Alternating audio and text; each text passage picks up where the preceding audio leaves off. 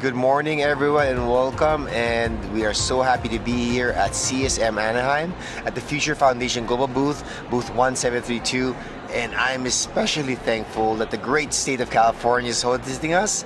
And what better way for the host chapter to really welcome us by having here Oscar Gallardo, APTA California President. Welcome, Oscar. I'm happy to be here. Thank you for inviting me. So for those who don't know, Oscar is really serving the APTA California Association so well. But before that, he is a neuro PT. He is an educator. He is a researcher with a strong focus on community, wellness, service, and advocacy both locally and internationally. Oscar, that is a mouthful of great stuff you're doing. Is there anything else that maybe you want to share with our audience about the stuff that still makes you so excited about PT every day? Yeah, absolutely.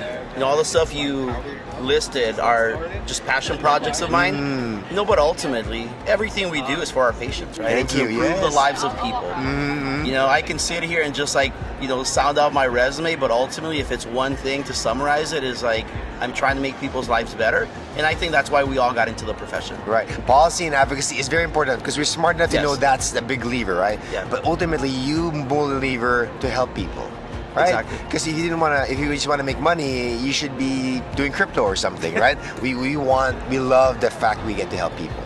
So because of Oscar, you did the tremendous work across clinical practice, faculty life, my goodness, CPG development, and advocacy at the California level. Can you share what areas of the work that you're most proud of right now, especially as you see the biggest opportunities for moving APTA California forward? Yeah, absolutely.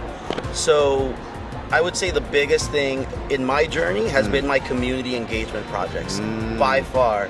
Even when I was a kid, even before physical therapy school, before college, that was a passion of mine.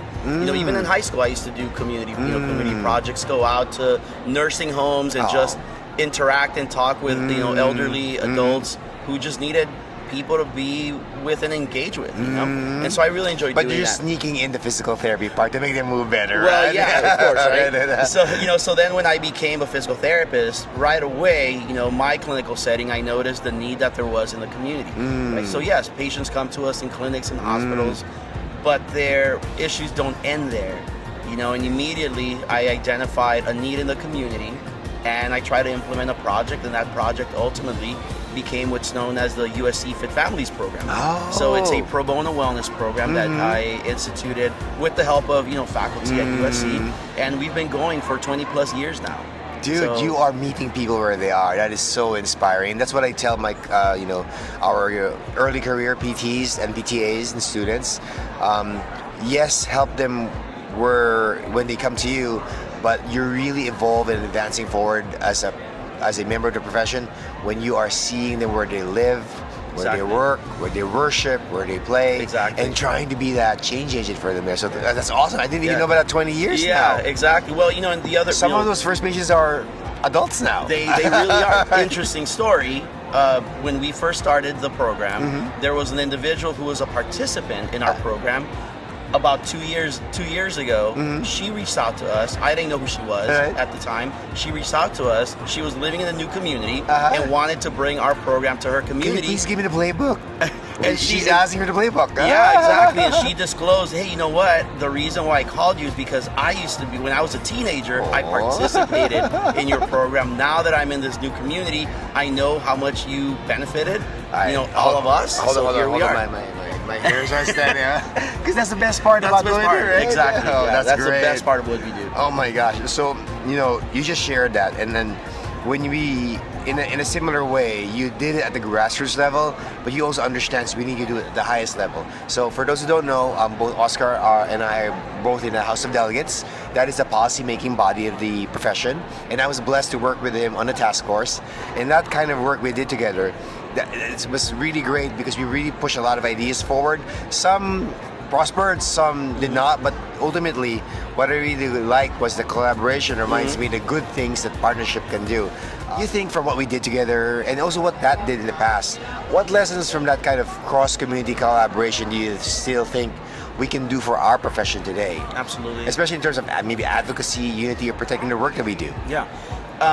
So just a little bit, I mean, about my immigrant story. I'm originally from Guatemala. Guatemala. I was born in Guatemala. You know, I was brought to the United States at the age of 6 years old, and like many of our, immigrant, peers, we share very similar values, not just in terms of family, community, things like that. And so community, that word, was always part of me growing up, simply because of how I grew up. Multi-generational homes, caring for our elders. In the household. Abuelas, abuelos, respecting our elders. A fear of the chacleta. Always. Filipinos have that same fear too. I hear a snap, I still turn sometimes, you never know. You gotta cover yourself. Yes. But anyway, so that sense of community has been part of my professional life throughout.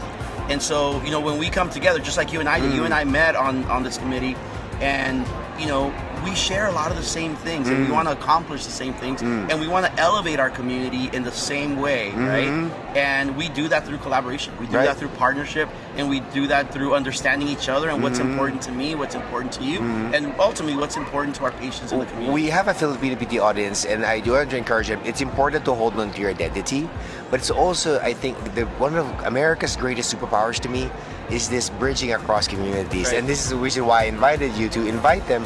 Hey, maybe it's also cool to hang out with our people, but other folks, they have so much to teach us, right? 20 years of serving the community and them coming back, that's a playbook I want to steal now from you after this interview is over. So that's great. So the little fun nugget, if you didn't know, Oscar, is the highest number of Filipinos in the world that are not in the Philippines are right here in your home state of California. I love it. Yeah, so now that they're here, and to our audience, if there's one concrete step that you think can drive greater engagement for our Filipino PT or any IPT to become more engaged with APTA California, or maybe in a section or interest of theirs, what would you encourage them to do first? Yeah, absolutely. One of my underlying beliefs about our association is truly we can only move our profession forward when we do it together, and when we bring everybody else in, right? Everyone needs to be in the room. So one of the best things that people can do, you spot that, that leader, that committee chair, component president, doesn't matter who it is, go up, say hello, introduce yourself. How can I help? How can I get involved? I'll connect you. If I don't know who to connect, how to connect you, I'm going to find a way. I may not have the answer, but I think I know someone who knows. I know someone who give me your name. I will be in touch with you, and I will reach out to you. Do you hear that, California PTs, especially the ones from Filipino PT? Oscar is asking that she is very welcoming. So always please reach welcome, out. Always available to anybody. I love connecting people. I really see myself, especially in this role, as a connector, as a way to bring people into the fold, and to really honor and respect everyone's opinions. I think we make our efforts better and we make our outcomes better when everyone's involved. All right, so we're gonna wrap up our question in a bit. I respect the work that component leaders like yourself do. Thank you for your service. Even if it's just one term, that's like a lot of heavy lifting. So thank you as the chapter president. But I want to lighten up a little bit. We are in Disneyland. It's about that way, 500 meters. So the question I've been asking every interview is this question. If you were a Disney character PT, Marvel, Pixar, Disney, whoever, who would you be and why? As you were saying the question, the first thing that came to mind was Goofy. Oh, you're not the first one, but yes, that's good. You know what? And the only reason I say that, we're all very skilled. I'm not gonna, minimize our work. Patients know when you're being real, right? Patients know when you're being genuine. And he's just a character that kind of goes around his day doing things, Sometimes it succeeds, sometimes it doesn't. Sometimes don't. But guess what? As physical therapists, we also have to admit that we're not perfect either. Right. We make mistakes and we don't know everything. Yes. Right? And it's okay to say that, and it's okay to do that. And in the clinical space, when we're trying to form bonds with patients know who's genuine and who's not. Right. And I just want to be genuine. Hey, Goofy is very genuine, right? He is. So thank you so much, Oscar. This is like a very fun interview. I appreciate you being here, and thank you for hosting us. Hopefully we'll see you in 3 years. 3 years, yeah. Yes. We're going to be back here in Anaheim. All right, thank you, Oscar. Thank you so much.